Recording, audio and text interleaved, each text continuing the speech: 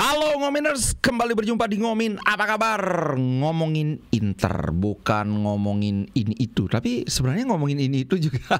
Sorry, biar nggak ngelantur. Ini sebelum aku mulai langsung saja, kawan-kawan ini sebaiknya nonton sampai selesai karena banyak sekali ada berita, ada sedikit berita, bukan sedikit ya, lumayan banyak loh berita tentang update transfer. Mengingat transfer Inter yang kalem-kalem aja ini lumayan ada perkembangan. Dan di akhir nanti aku mau bawakan wawancaranya Hakan Calhanoglu tentang musim depan, tentang apa yang dia rasakan di Inter, ada juga wawancara Bastoni. Oke, intinya this is gonna be an interesting content. Jadi akan menjadi konten yang menarik. Oke, pemanasan biasa kita lihat dulu berita dari The Lion. Sang singa telah bersabda dan ini seperti menaburkan garam di atas luka fans Inter. Ibrahimovic mengungkapkan Cardinale ingin Milan menghabiskan duit lebih banyak lagi, tapi I say no. Ini dia menolak. Gila, ini apa namanya kalau bukan nyindir? Aku nggak akan, ini sebenarnya wawancaranya lumayan panjang, tapi nggak usah lah kita mengulas ini terlalu panjang ya. Intinya aja yang sesuai di apa namanya, di judulnya ini. Aduh, ini sebagai Inter kadang-kadang miris. Ini sampai bosnya pingin, ayo kita beli pemain lagi. Terus dari, aku nggak tahu dia CEO apa direktur apa sih jabatannya di sana. Aku nggak terlalu ngeh. Dia bilang nggak usah, kita cuma perlu ngabisin duit untuk beli pemain yang benar-benar diperlukan aja.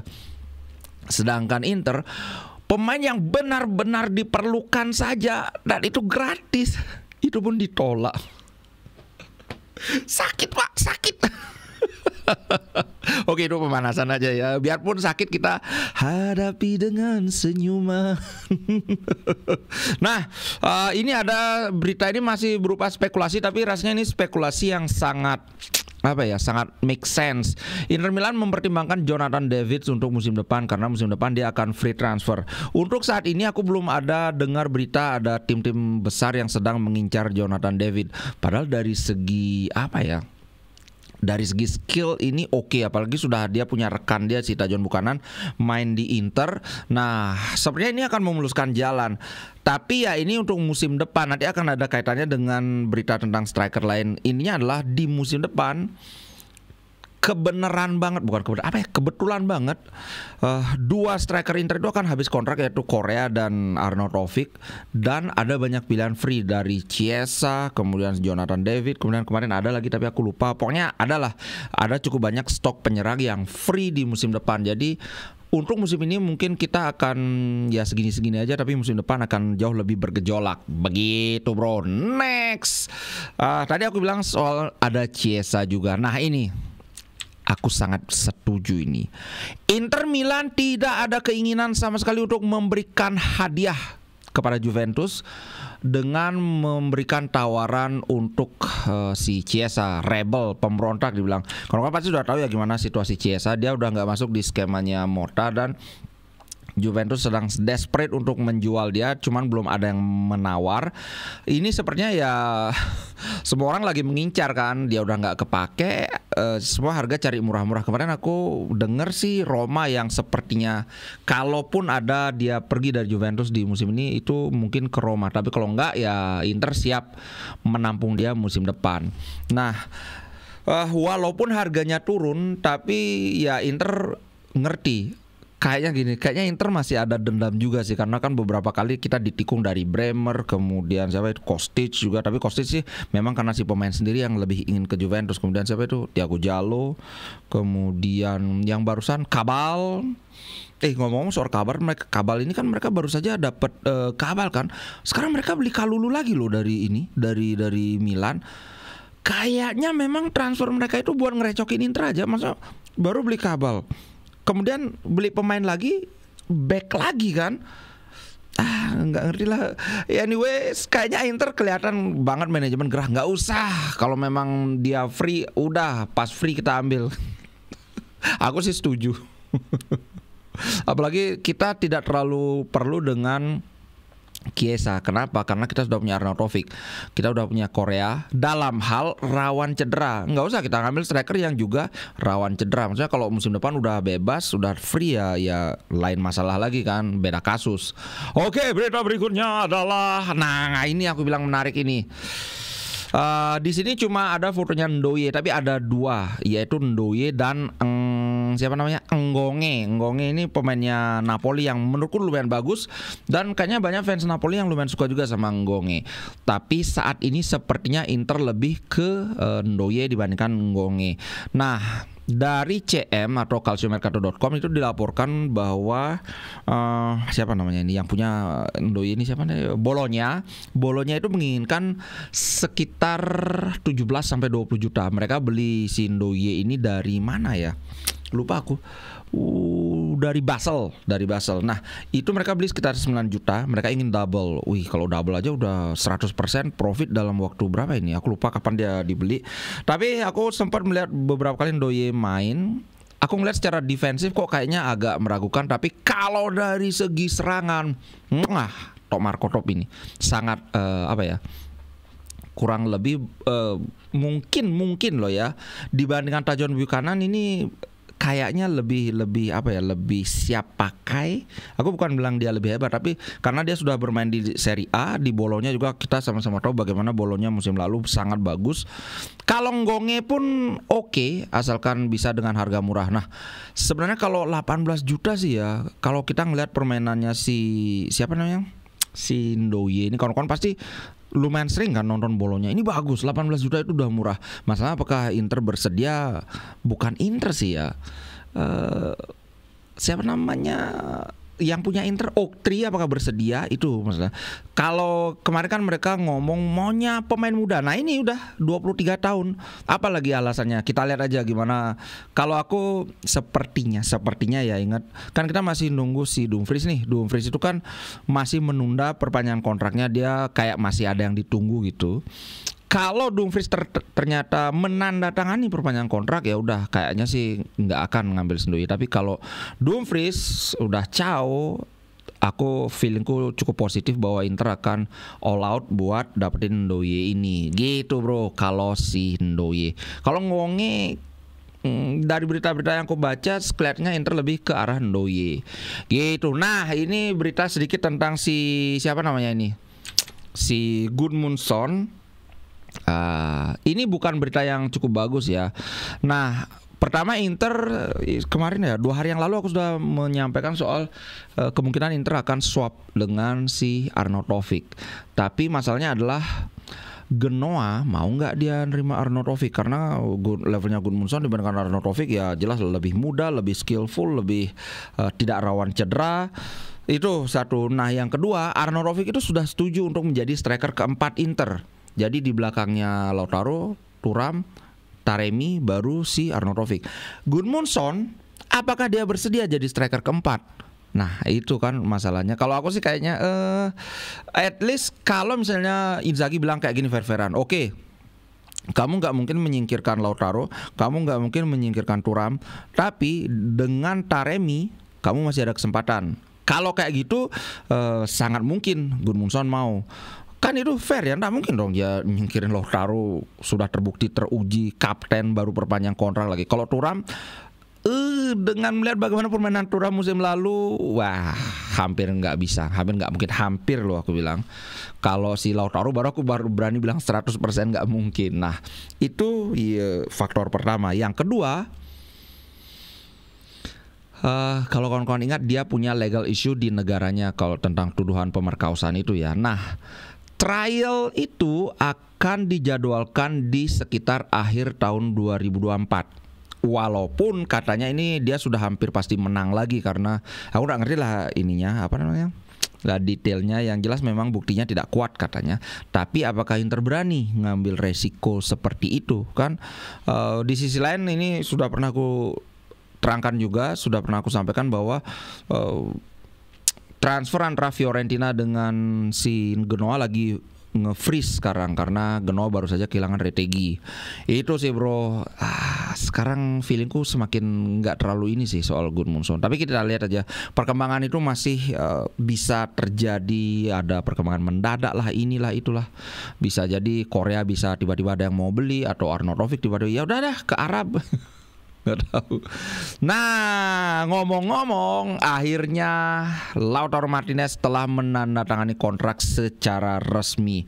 perpanjangan di Inter Milan. Nah, di sini diungkapkan kenapa dia mau. Sebenarnya ini banyak yang sudah aku pernah ungkapkan bahkan di dekat-dekat akhir musim lalu ya, tapi kilas balik aja, dan ada beberapa hal lagi yang menurutku sangat-sangat kunci. Kalau kemarin kan kita bahas soal anaknya sudah happy di sekolah apa gitu, istrinya juga happy. Nah, sekarang kalau kilas balik sedikit, yang agak menyebalkan dari agennya Martinez kan dia secara publik menyatakan bahwa masih ada jarak antara apa yang ditawarkan oleh Inter dan permintaan dari kubu mereka. Tapi kemudian kan dilaporkan bahwa Martinez, sudah, kamu jangan banyak bocat, kamu langsung setujui aja. Nah, yang menarik adalah ini. Dalam pandangan Gazeta, ini merefleksikan bahwa Martinez menyadari bahwa rumput tetangga itu tidak selamanya lebih hijau. Bayangkan nih, aku sarikan aja. Posisi Lautaro Martinez di Inter itu sangat sempurna. Satu, dia dianggap sebagai pemain paling penting di Inter, pencetak gol terbanyak. Dua, dia kapten. Tiga, dia adalah fans darling banget, pemain favorit. Ya, salah satu pemain favorit fans lah bersama Di Marco dan Barella katanya. Oh, sama Bastoni juga. Kemudian secara taktikal dia fit banget di Inter. Maksudnya adalah apa? Bukan sekedar dia fit secara taktis, tapi dia juga mendapat kepercayaan penuh dari pelatih. Bandingkan dengan posisi dia di Argentina. Menurutku ini salah satu hal yang membuat sadar Lautaro adalah bahkan ketika dia perform, ketika dia mencetak gol yang banyak sekalipun, belum tentu dia akan terus dipakai. Ini kita lihat dengan apa yang terjadi di timnas Argentina. Bayangkan dia cuma 2 kali jadi starter, sisanya udah nggak usah aku. Dia top scorer, tapi dia nggak, status dia bukan sebagai pemain utama. Itu satu. Kemudian kita lihat apa yang terjadi dengan Icardi. Sebagai berturut-turut jadi top scorer Inter, beberapa kali jadi top scorer Serie A, pindah ke PSG nggak dipakai. Padahal ketika dia main di PSG, dia selalu perform. Nggak sih selalu, tapi at least dia mencetak gol. Kemudian bahkan sekarang Icardi ketika main di Liga Turki juga kan perform. Nah, ini menurutku membuat Lautaro sadar, ya itu kembali ke ungkapan tadi, belum tentu rumput tetangga itu beneran lebih hijau. Mungkin ya dikasih kacanya warna hijau sehingga rumputnya kelihatan lebih hijau lagi. Kayak gitu. Selamatlah buat Lautaro Martinez. At least di sini dia kelihatan bahwa selain dia cinta Inter, dia juga pinter, otaknya jalan, nggak kayak Lakuka gitu. Alright. Nah, ini ada sedikit sedikit berita wawancara Bastoni. Rumah saya Inter Milan dan saya bertahan. Langsung aja kita lihat ininya. Nah, Bastoni ini kan dia, kalau kawan-kawan ingat, dia dibeli dari Atalanta, umurnya waktu itu masih 19 tahun. Tidak serta-merta langsung jadi pemain inti, tapi secara perlahan akhirnya dia menasbihkan dirinya sebagai salah satu center back terbaik di Serie A. Bahkan menurutku kalau di dunia, dengan trade crossing dan long pass dia yang sangat oke, menjadikan dia salah satu back paling unik di dunia. Center back paling unik. Karena center back lain kayak siapa ya? Sekarang itu ada Guardiol, ada John Stones. Mereka bisa passing, bisa build up, tapi mereka lebih terbatas kepada umpan-umpan pendek aja.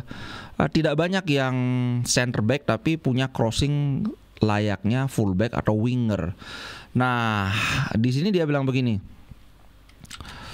Selalu terasa menyenangkan ketika diapresiasi dalam dunia sepak bola. Ini terkait dengan banyak klub yang tertarik, dari PSG, ada Juventus, ada Real Madrid, ini dia. Kemudian ada Bayern Munchen, kemudian ada Manchester City, ada Spurs. Banyak sekali yang tertarik dengan Bastoni, tapi dia bertahan. Tapi ini dia bilang, ketika kamu berada di tempat di mana kamu bahagia, di mana semua orang mencintai dan mengapresiasi kamu, kamu tidak harus pergi. Dia bilang begitu, kamu tidak harus pergi. Ya ngapain pergi? Nah, itulah tepatnya benar-benar apa yang aku rasakan di sini. Saya merasa penting di keluarga besar ini. Saya tidak khawatir mengatakan bahwa inilah rumah saya. Wih, gila, terharu Pak. Nah kemudian dia berbicara lagi bahwa mungkin salah satu big flaw itu kayak ini apa ya, kekurangan atau hal yang kayak nyelekit gitu di musim lalu adalah Liga Champion. Mungkin kami terlalu santai setelah memenangkan putaran pertama atau leg pertama. Kami harus menghadapi setiap pertandingan dengan semangat yang benar. Kata dia benar nih. Aku lihat memang terutama di awal menit-menit awal pertandingan itu kelihatan waktu itu Inter agak-agak santai ya.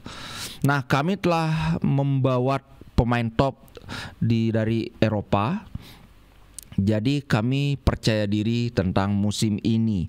Gitu kata Bastoni. Aku sih setuju. Kita cuma pemain top paling berapa itu? Cuma Zielinski sama Taremi.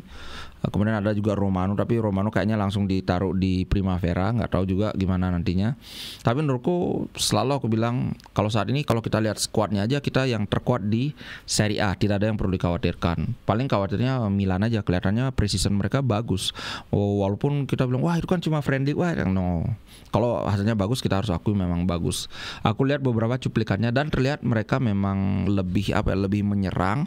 Aku belum terlalu melihat bagaimana mereka maksudnya belum bisa menyimpulkan apakah secara bertahan mereka bagus.